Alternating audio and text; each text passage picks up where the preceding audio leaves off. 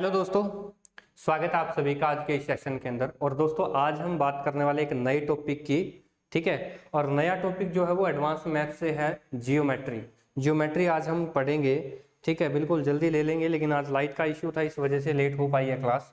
तो दोस्तों जियोमेट्री के अंदर हम क्या करेंगे, देखिए जियोमेट्री के अंदर हम मेनली जो 2D फिगर्स है उसके बारे में स्टार्टिंग के अंदर बात करेंगे। बिल्कुल बेसिक लेवल से आप लोगों को ज्योमेट्री सीखने को मिलेगी यहाँ पे, ठीक है। कोई बात नहीं, करवा देंगे जी, टेंशन ना लो, चिंता वाली कोई दिक्कत वाली बात है ही नहीं, है ना।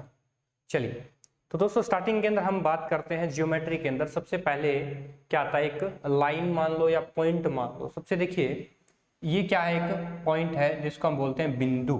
बिंदु की ना तो कोई लंबाई होती ना कोई चौड़ाई होती, ना इसका कोई स्टार्टिंग पॉइंट होता ना इसका एंड पॉइंट होता, इसको हम बोलते हैं पॉइंट, ठीक है। और वैसे अगर ये पॉइंट एक और पॉइंट जोड़ दूं, फिर एक और पॉइंट जोड़ दूं, फिर एक और पॉइंट जोड़ दूं, ऐसे मल्टीपल अगर मैं पॉइंट जोड़ दूं तो क्या बनती है, ये लाइन बनती है, ठीक है। ये क्या बन गई, एक लाइन बनती है।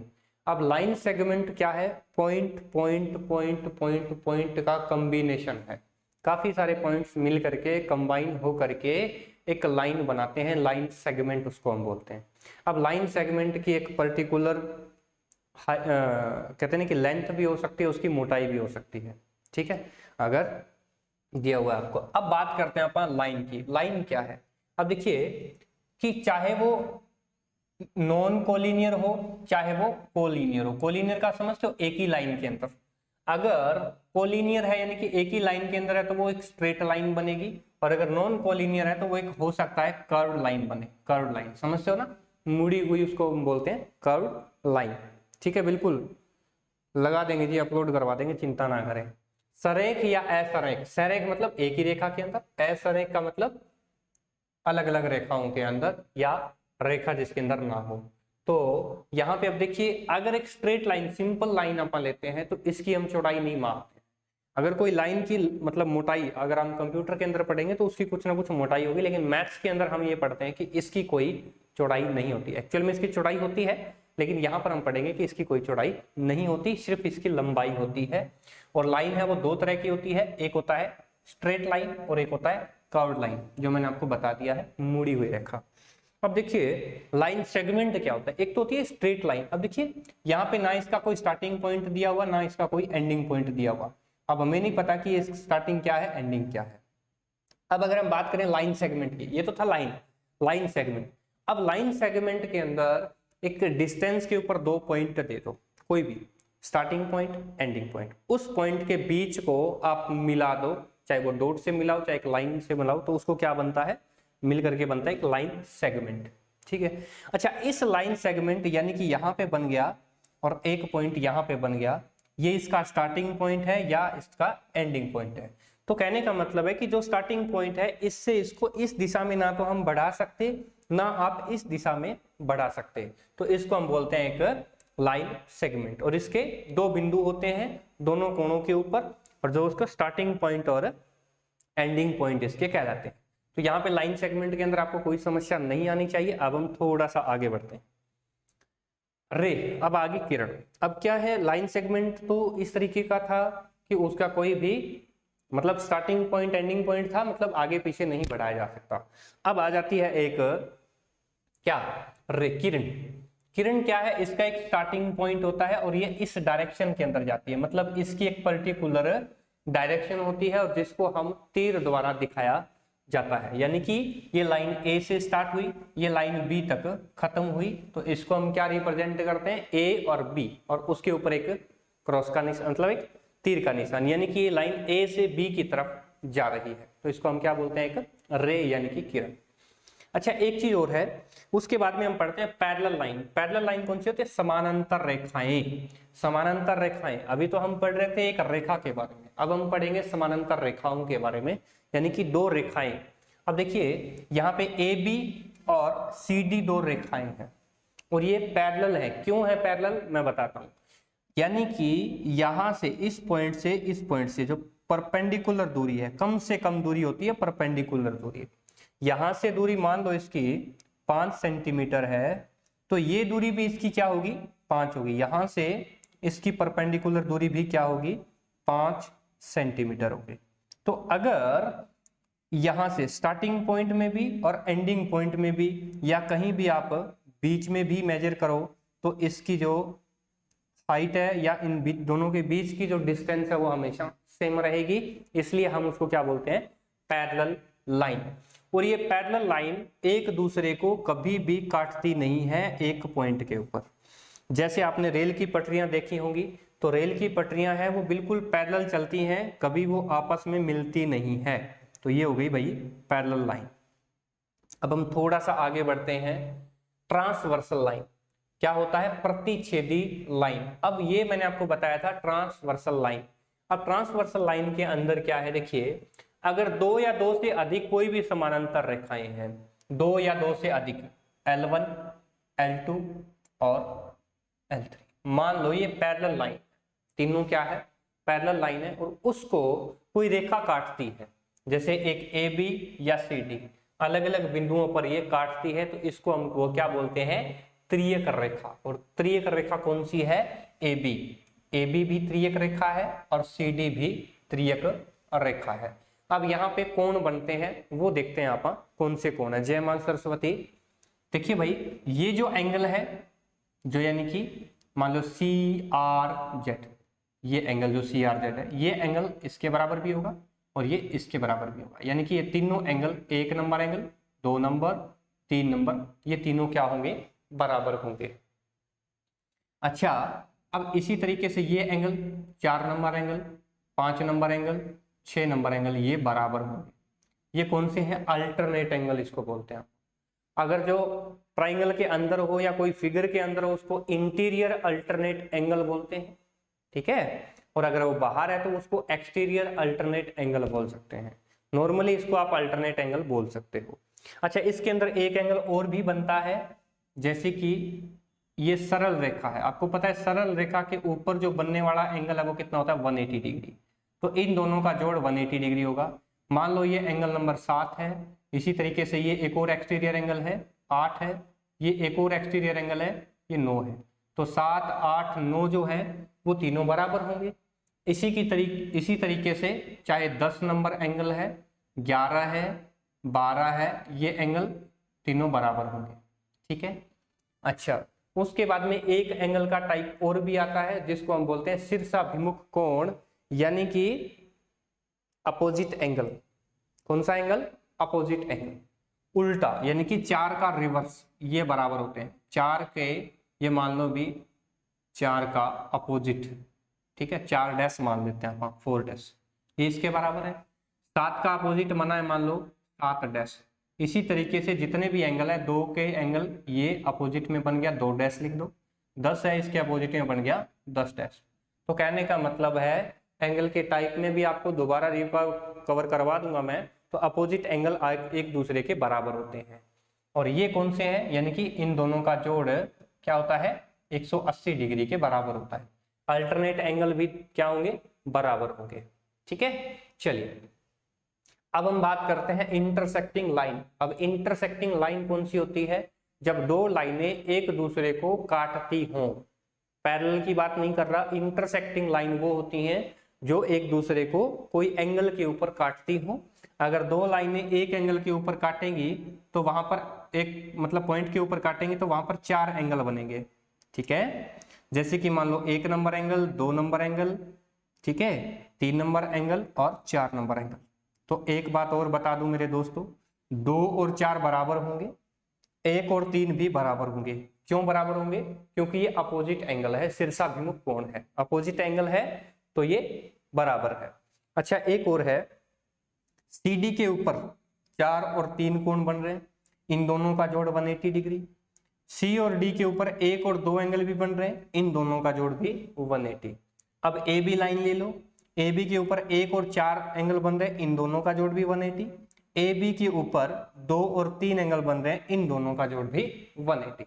यहाँ पे अगर कोई आपको डाउट हो तो मेरे को आपको बता दो, ठीक है ना, बिल्कुल कंप्लीट, बिल्कुल आराम से समझा देंगे, टेंशन ना लो, है ना, एग्जाम्पल भी दे देंगे, चिंता ना करो। इंटरसेक्टिंग लाइन कौन सी होती है, जो एक दूसरे को एक पॉइंट के ऊपर इंटरसेक्ट करती है।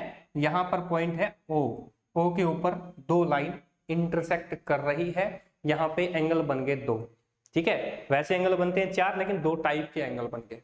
समझ में आती है बात? चलिए अब आगे हम बात करते हैं परपेंडिकुलर लाइन। परपेंडिकुलर का मतलब क्या होता है? जैसे समकोण त्रिभुज आपने पढ़ा होगा, तो समकोण त्रिभुज के अंदर तो लाइन क्या होती हैं? एक दूसरे के परपेंडिकुलर होती हैं। क्या होती हैं? एक दूसरे के परपेंडिकुलर, जिसको हम बोलते हैं समकोण। एक समकोण कितना होता है?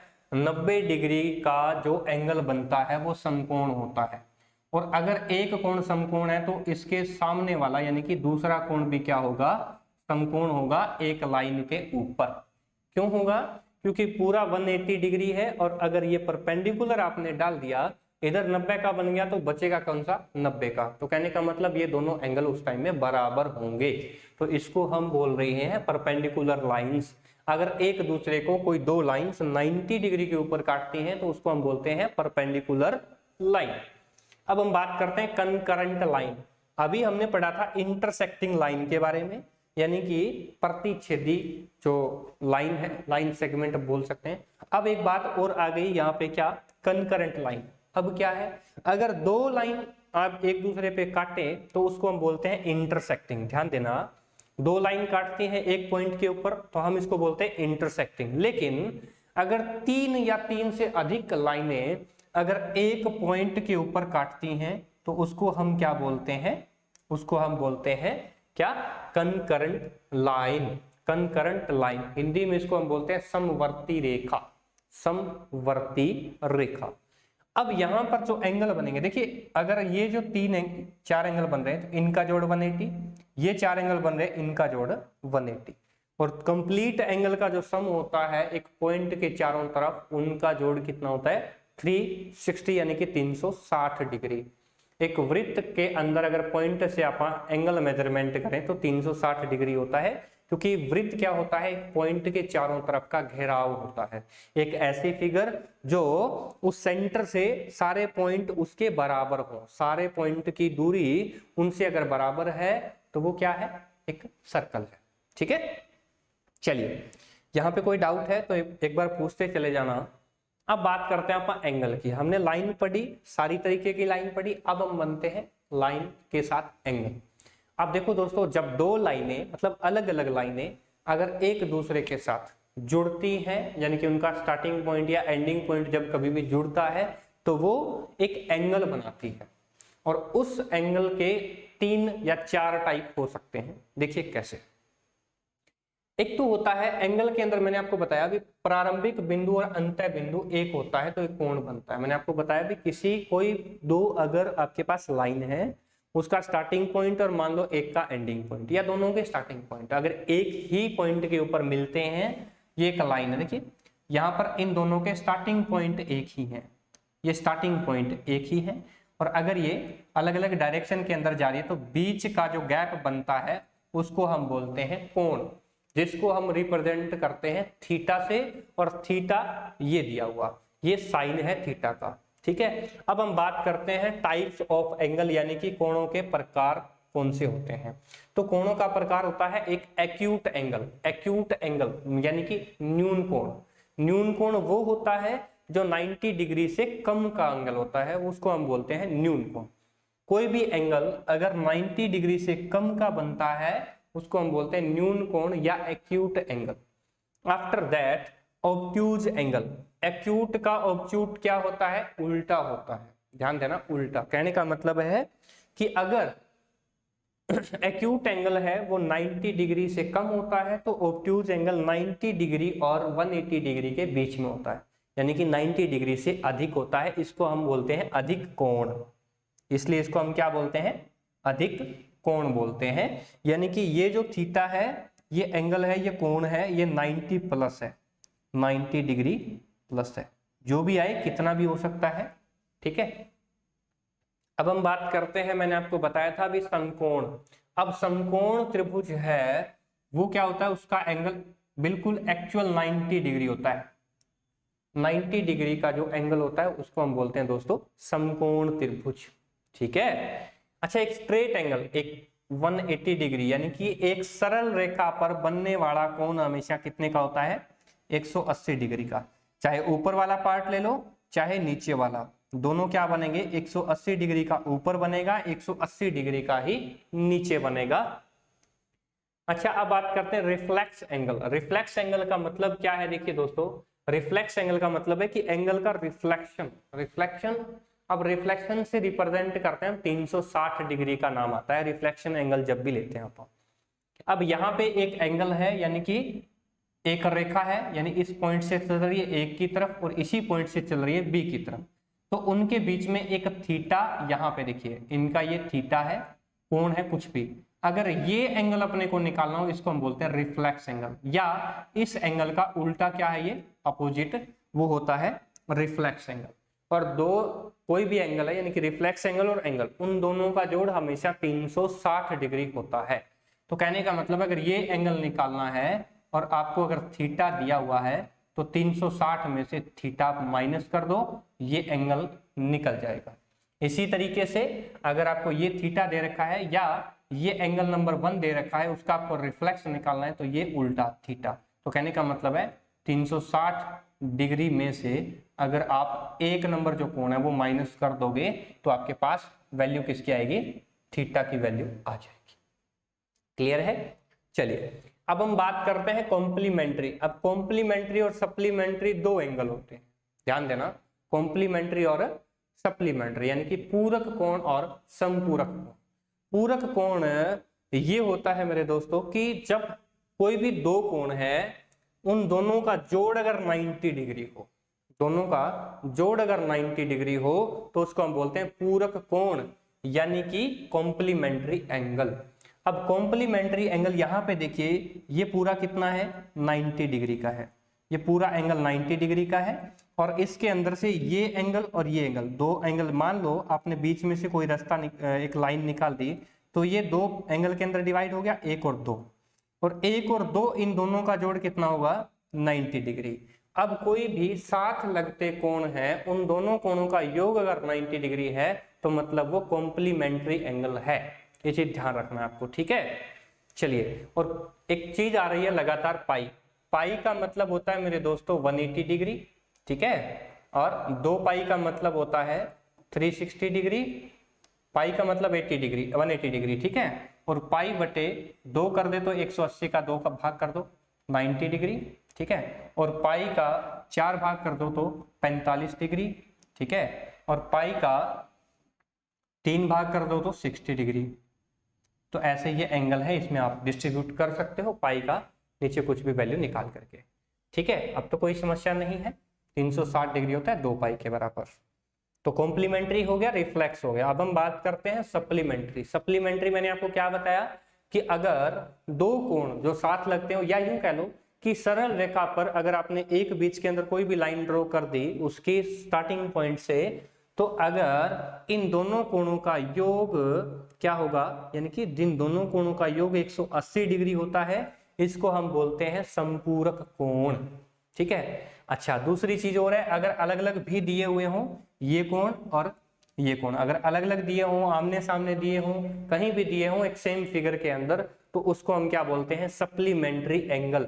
और सप्लीमेंट्री एंगल का जो 2 सप्लीमेंट्री एंगल होंगे उनका योग कितना होगा मेरे दोस्तों, 180 डिग्री, ठीक है। और अगर एक कोण दिया हो दूसरा निकालना है तो 180 में से आप माइनस कर देना, तो दूसरा कोण भी आपको फाइंड आउट हो जाएगा।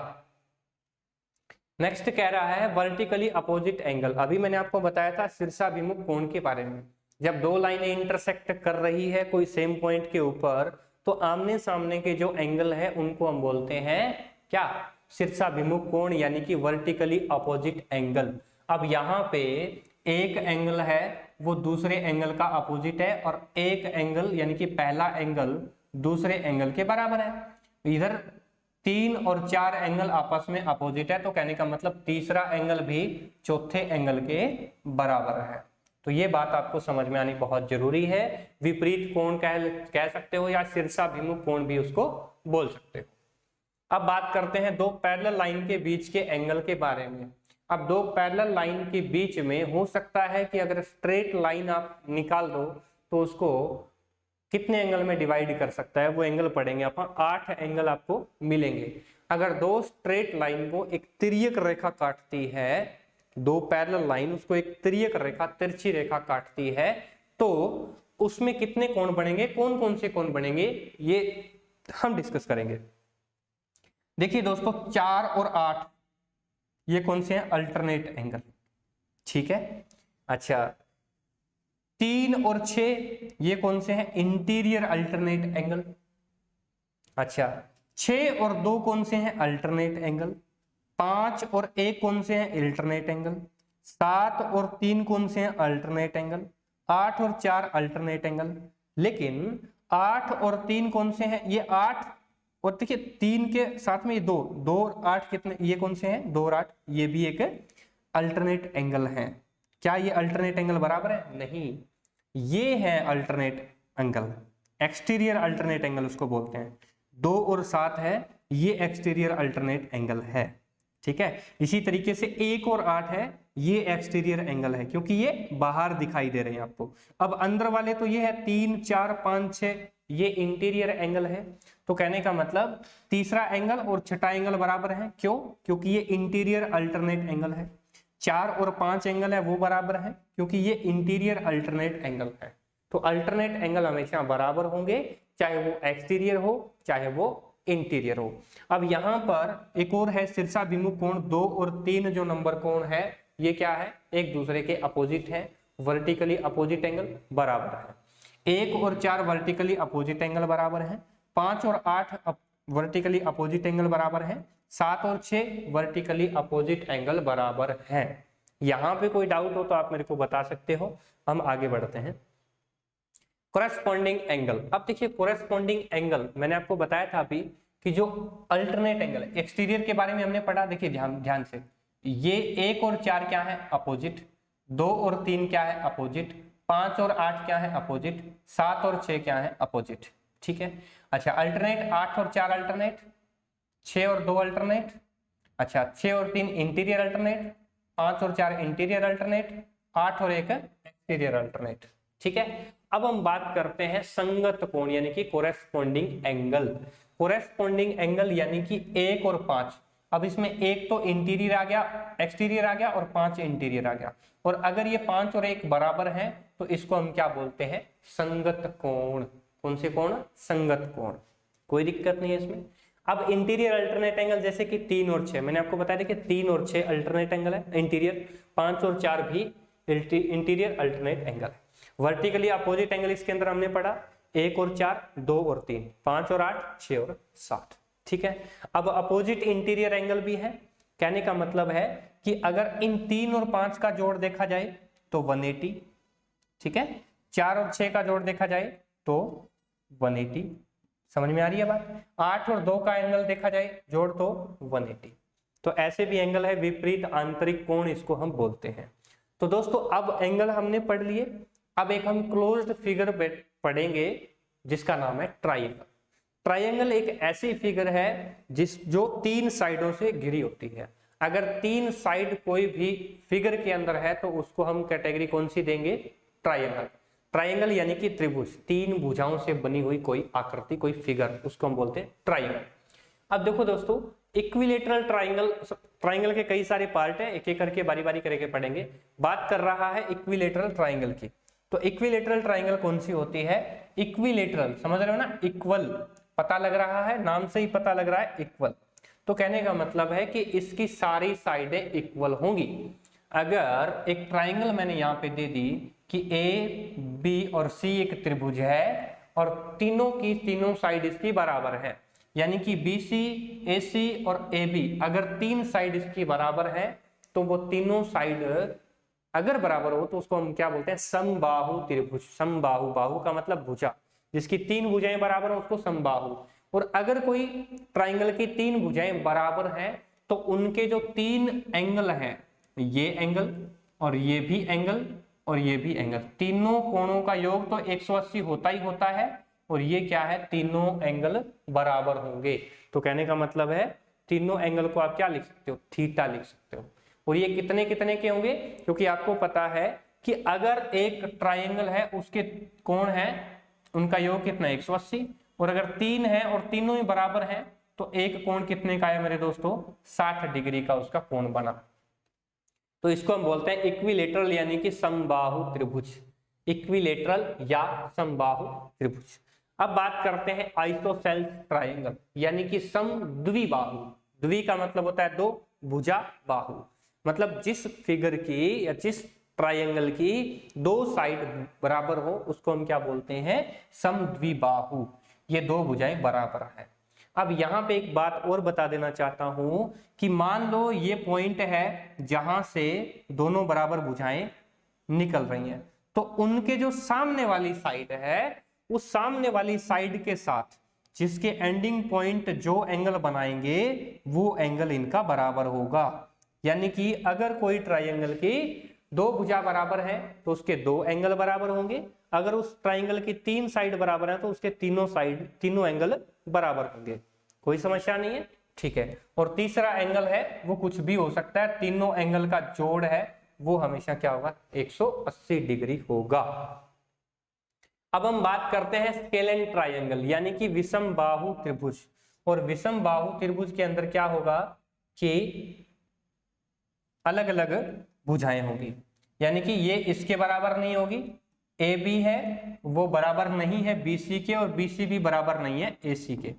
ना तो AB BC के बराबर है, ना BC AC के बराबर है। यानी कि मान लो 5 सेंटीमीटर, 6 सेंटीमीटर और ये 8 सेंटीमीटर हो सकता है, इस तरीके से हो।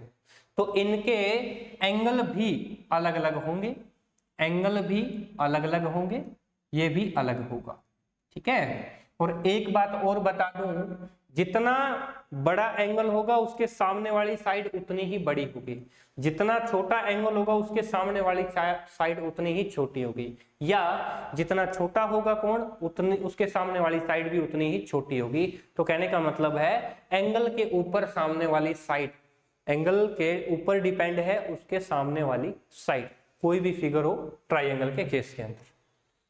अब हम बात करते हैं एंगल के अकॉर्डिंग भी हम ट्राइंगल को क्या कर सकते हैं, अलग अलग भागों में बांट सकते हैं। देखिए सबसे पहले क्या कह रहा है कि एक्यूट एंगल ट्राइंगल, न्यून कोण त्रिभुज, यानी कि ऐसे त्रिभुज जिसके सभी जो एंगल है वो क्या हो, 90 से कम हो। तो हो सकता है, जरूरी नहीं है कि वो इक्विलेटरल हो।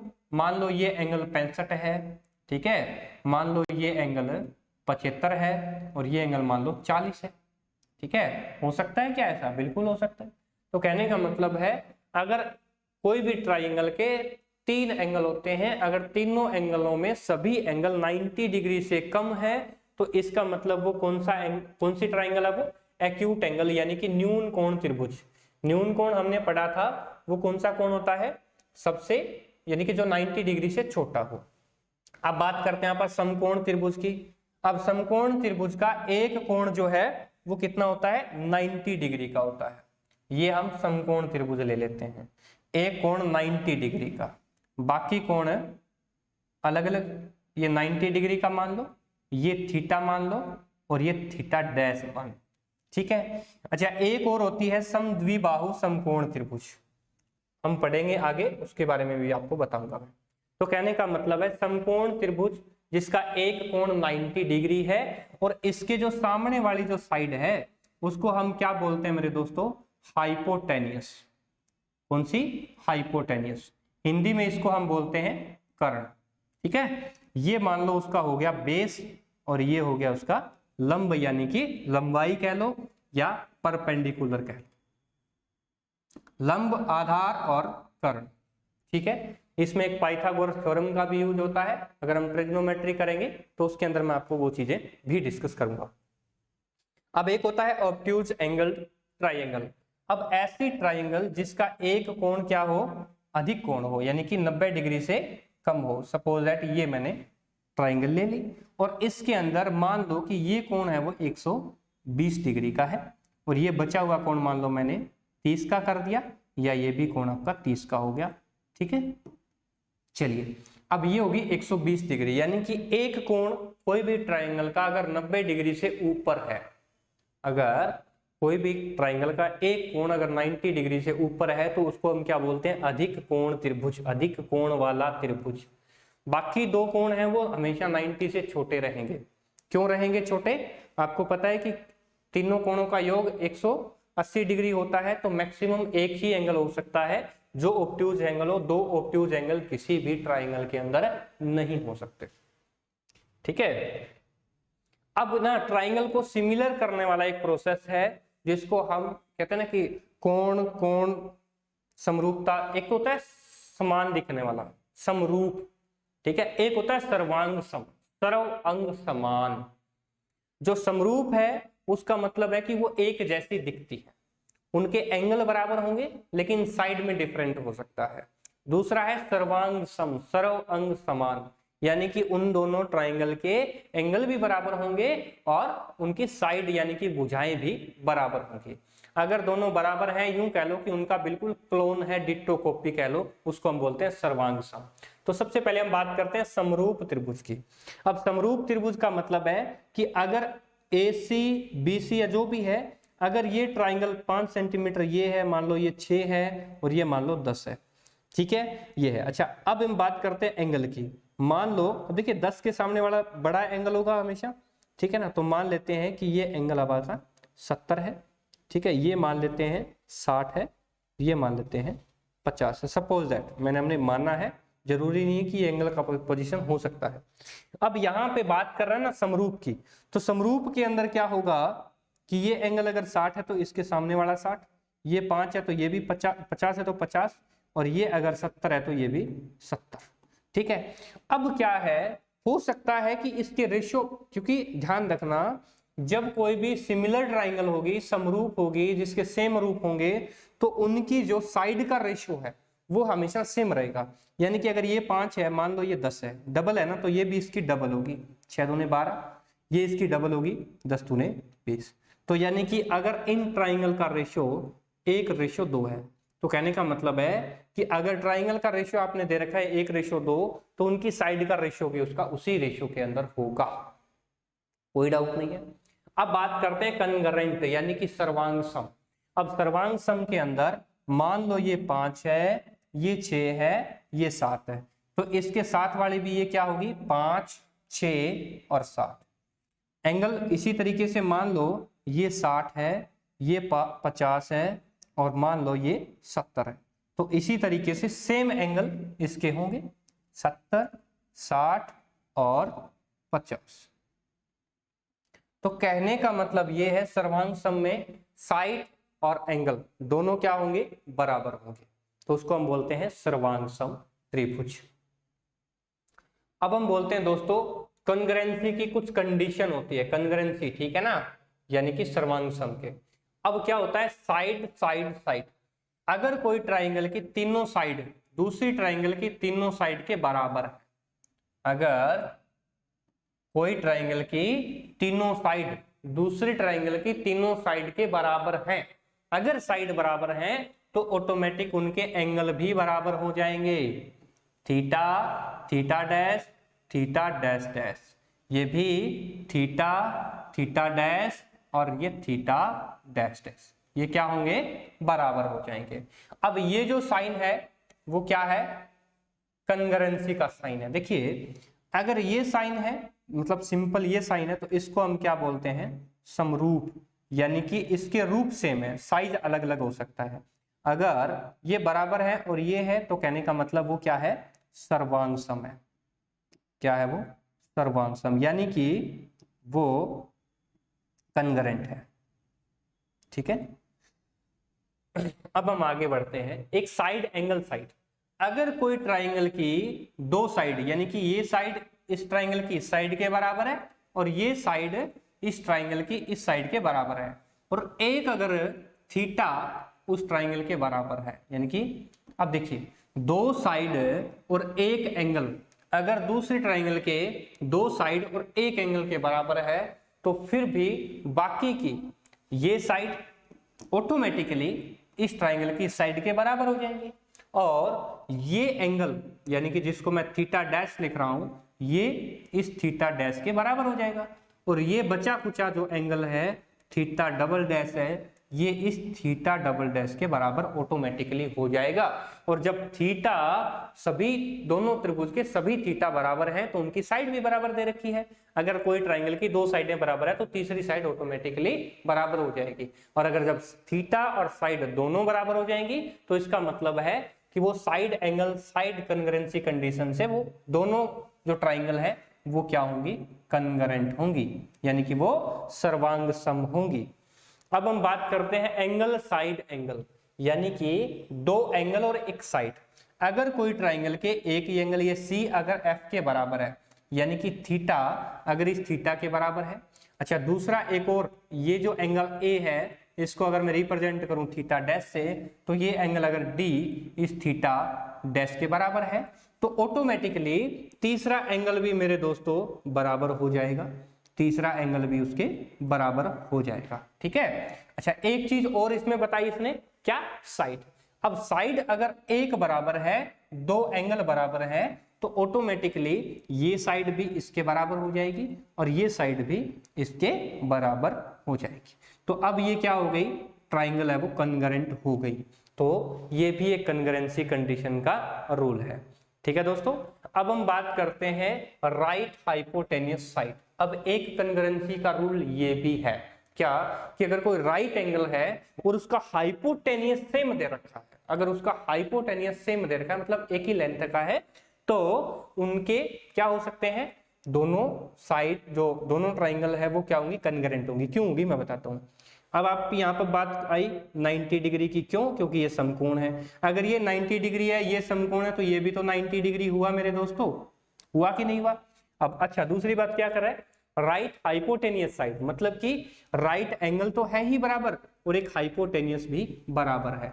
अगर हाइपोटेनियस इसके बराबर है तो बाकी की दोनों साइड भी इन दोनों इस त्रिभुज की दोनों साइड के बराबर होंगी और इस स्कीम के तहत ये कन्ग्रुएंट हो जाएंगे।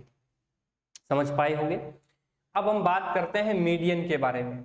मीडियन और जो माध्यिका बोलते हैं, सेंटर है, सेंट्रोइड है, उन चीजों के बारे में भी अभी थोड़ी सी बात कर लेते हैं। सब दोस्तों देखो, मीडियन की बात कर रहा है। मीडियन का मतलब क्या होता है, मीडियन का मतलब होता है, देखिए ये क्या है आपके, ये है जहां से आपकी लाइन सेगमेंट है वो एंडिंग पॉइंट और स्टार्टिंग पॉइंट है, ये क्या है, मीडियन।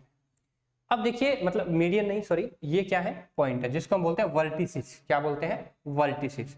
अगर इस वर्टिसिस से कोई भी ट्राइंगल का अगर इसमें क्या है कि इसका एंगल बाइसेक्ट करें, इसका अगर एंगल बाइसेक्ट करें, मान लो ये क्या है, एक इक्विलेटरल ट्राइंगल है, तो इक्विलेटरल ट्राइंगल के अंदर जब इसके आप एंगल बाइसेक्ट करो चाहे साइड बाइसेक्ट करो, सपोज दैट आपने एक साइड बाइसेक्ट कर ली और उस साइड को, या मान लो ए सी साइड का ई है वो मिड पॉइंट है, ई है वो मिड पॉइंट है, तीनों के मिड पॉइंट निकाल लो। सपोज दैट आपने मिड पॉइंट यहाँ पे निकाल लिया, इसका ये एफ का मिड पॉइंट है, ये एफ है वो ए बी का मिड पॉइंट है, डी है वो बी सी का मिड पॉइंट है। अब इन मिड पॉइंट को आपने सामने वाले वर्टिसिस से मिला दिया, सामने वाले वर्टिसिस से उसको मिला दिया। अब मिलाने के बाद, क्योंकि आपने अगर ये मिड पॉइंट है तो ये दोनों साइड बराबर होगी, यानी कि ई सी और ए ई बराबर होगा। अच्छा, अगर ए बी का मिड पॉइंट एफ है तो ए एफ और एफ बी भी बराबर होगा। बी डी बी सी का मिड पॉइंट अगर डी है तो बी डी और सी डी भी बराबर होगा। अब ये चीजें तो समझ में आ गई आपको। अब जैसे ही आपने इन मिड पॉइंट को वर्टिसिस से मिलाया तो आपके पास इन तीनों जो आपने मिड पॉइंट से मिलाया है ये एक पॉइंट के ऊपर काटेगी जिसको हमने नाम दे दिया मेरे दोस्तों ओ। और ये ओ क्या है, ये आपकी माध्यिका है, मीडियन है। ये क्या है, मीडियन है। ठीक है। अब हम बात करते हैं केंद्रक सेंट्रोइड। अब सेंट्रोइड के अंदर क्या है, यही बात जो मीडियन में बात करी आपने, सेंट्रोइड। अब एक बात बता दूं, कहने का मतलब है तीन मीडियन अगर इंटरसेक्ट करते हैं एक सेंटर के ऊपर, चीज वही है जो हमने पहले डिस्कस करी थी, उसको हम क्या बोलते हैं, सेंट्रोइड भी बोलते हैं, केंद्रक भी बोलते हैं। अब ये केंद्रक है किसका, केंद्रक का मतलब है कि अगर यहां से आप सेंटर भी सर्कल भी ड्रा कर सकते हैं, चाहे इनर करो या आउटर करो, तो इसको हम क्या बोलते हैं, सेंट्रोइड बोलते हैं। ठीक है, इनर और आउटर सर्कल दोनों इसमें से आप ड्रॉ कर सकते हो। और ये कहाँ पे पॉसिबल है, अगर प्योरली पॉसिबल हो तो ये कौन से में, जो जिसकी सारी भुजाएं समान हो, वो कौन सी ट्राइंगल होती है, इक्विलेटरल ट्राइंगल, ठीक है। अच्छा, अब बात करते हैं आप एल्टीट्यूड। एल्टीट्यूड का मतलब है हाइट। हाइट, अगर अब हाइट का मतलब 90 डिग्री, अगर ये 90 डिग्री के ऊपर आप परपेंडिकुलर ड्रा करते हो, और वो परपेंडिकुलर कहां से, इस वर्टिसिस से, बी से आपने यहाँ पे परपेंडिकुलर डाला। अब जरूरी नहीं है कि वो इसके बराबर होगा, जरूरी नहीं है। और अगर आपने क्या परपेंडिकुलर डाल दिया, और परपेंडिकुलर 3 डाले, और 3 डालने के बाद एक पॉइंट आया P, पॉइंट आया एक P, जिसको हम क्या बोलते हैं, एल्टीट्यूड पॉइंट, ठीक है। और ये हाइट निकल गई, इसकी हाइट निकालनी मतलब AD उसकी हाइट है, BE उसकी हाइट है, CF भी उसकी हाइट है। अगर CF हाइट है, AB बेस है। अगर AD हाइट है तो BC बेस है। अगर BE हाइट है तो AC उसका बेस है, ठीक है। अब हम बात करते हैं परपेंडिकुलर बाइसेक्टर। अब मतलब कि परपेंडिकुलर भी चाहिए आपको और बाइसेक्टर भी आपको चाहिए। तो कहने का मतलब वही बात, इन दोनों का एक पॉइंट ले लो मिड पॉइंट, ये इन दोनों का एक मिड पॉइंट ले लो F, इनका एक मिड पॉइंट ले लिया E। अब तीनों को वर्टिसिस से मतलब परपेंडिकुलर कंडीशन में आपने किया, और जब पॉइंट O आया तो वो आपका क्या बन गया, परपेंडिकुलर बाइसेक्टर। परपेंडिकुलर बाइसेक्टर यानी कि यहाँ पे तीनों एंगल 90 डिग्री के भी निकल गए और दोनों साइडें बराबर हो गई। ये भी एक इक्विलेटरल ट्राइंगल के ही पार्ट होते हैं, ठीक है दोस्तों। तो आज के सेशन के अंदर इतना ही, और नेक्स्ट जो भी सेशन हमारा आएगा उसके अंदर इसके अदर जो क्वेश्चंस बनते हैं, कुछ फिगर्स भी रह गई हैं जिसके अंदर पॉलीगन वगैरह है, उनके बारे में हम डिस्कस करेंगे बहुत ही आराम बेहतरीन तरीके से। तो दोस्तों आज के लिए इतना ही, चलते हैं। राम राम, जय हिंद, जय भारत, वंदे मातरम।